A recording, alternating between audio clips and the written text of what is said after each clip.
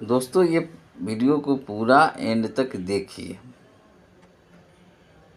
India ने electoral bond की जानकारी नहीं दी, चुनाव आयोग को जानकारियां नहीं सौंपी तो बैंक के खिलाफ अवमानना की कार्रवाई शुरू हो जाएगी। इतनी सख्त चेतावनी आज स्टेट बैंक ऑफ इंडिया को सुप्रीम कोर्ट से मिली है।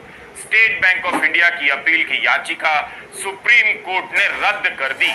एक आखिरी दांव कि किसी तरह चंदे के धंधे में शामिल लोगों के नाम छिपा लिए जाएं, उन कंपनियों के नाम, उन शेल कंपनियों के नाम छिपा लिए जाएं, वो अब हाथ से निकल चुका है।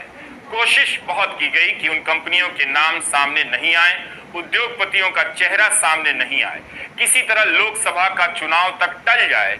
उसके बाद 400 सीटों की बहुमत के अहंकार में किसे क्या फर्क पड़ता है कि चंदा किसने दिया, चंदे का धंधा किसने किया। देश को पता है कि 15 फरवरी को जब इलेक्टोरल बॉन्ड को सुप्रीम कोर्ट ने स्वयं बोला कि असंवैधानिक है और गलत तरीके से पैसे लिए जा रहे थे, तो भारतीय जनता पार्टी का सच देश के सामने आ गया था। और सुप्रीम कोर्ट ने कहा था कि 6 मार्च से पहले आपको कहां से कितना पैसा आया, क्योंकि एसबीआई इलेक्टोरल बॉन्ड इशू कर रहा था, वो आपको बताना था। तो ये डर था भारतीय जनता पार्टी को, क्योंकि लोकसभा चुनाव आने वाले हैं और इनके जितने उद्योगपति मित्र इनको किस तरीके से पैसा दे रहे थे और पैसे का दुरुपयोग करके किस तरीके से सत्ता में बने रह रहे थे, उसका सच्चाई दिख जाती है। तो एसबीआई का ये दबाव है कि एसबीआई को ये बोलना पड़ रहा है 30 जून का। एसबीआई कह रहा है कि हमारे पास करीबन 24,000 से भी ज्यादा लोगों ने आपको इलेक्टोरल बॉन्ड के माध्यम से चंदा दे रखा है। तो भाई इलेक्टोरल एसबीआई से पूरा देश पूछना चाहता है कि लाखों।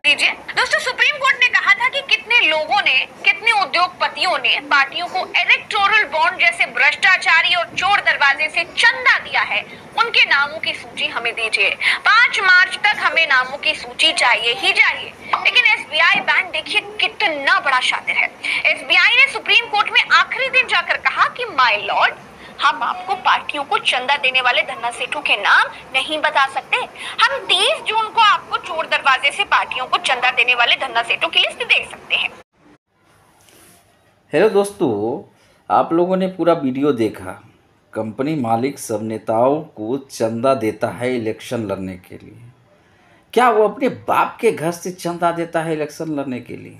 यहाँ जो मजदूर है उसी को शोषण करके वो लोग देता है। कैसे? दोस्तों जो मजदूर कंपनी में काम करता है, जो उसकी जो सैलरी जो देना है उचित सैलरी, वो भी नहीं देता है कंपनी वालों से। 12 घंटे वर्क करेगा तो 12,000 रुपया सैलरी देता है। ना उसको सेफ्टी है, ना पीएफ है, ना एसआई है। चप्पल पहन के काम करवाता है। इस तरह से काम करवाता है, मजदूरों को शोषण होता है। और उसी शोषण किए हुए पैसे से नेताओं सबको चंदा देता है इलेक्शन लड़ने के लिए। बताइए, इस तरह से मजदूरों को शोषण होता है। आप लोग को विश्वास नहीं है इस बातों पे, तो इंडस्ट्री में जाकर एक एक जगह चेक कीजिए। जहाँ जहाँ इंडस्ट्री है वहाँ आप चेक कीजिए। मज़दूरों से, वहाँ जो कंपनी में काम करने वाले मज़दूर है उससे आप लोग बात कीजिए, उसको दिखाइए। हमें पत्रकार सबसे निवेदन है कि इंडस्ट्रियों को, जो इंडस्ट्री में काम करने वाले जो भी मज़दूर है उसके उस चीज़ों को भी दिखाइए, उस सबको किस तरह से शोषण होता है। जो मज़दूर का अधिकार होता है वो मिलता ही नहीं है कहीं।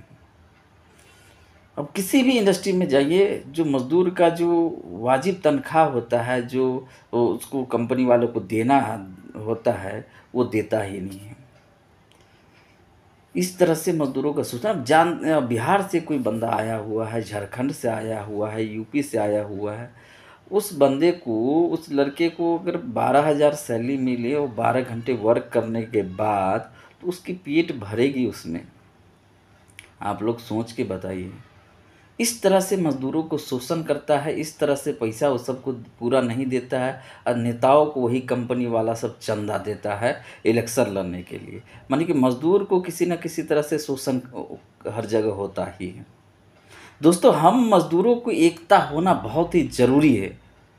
जब तक एकता नहीं होंगे, जब तक इसी तरह से शोषण हम लोगों का होता ही रहेगा। एकता होंगे तभी इस शोषण को रोक पाएंगे।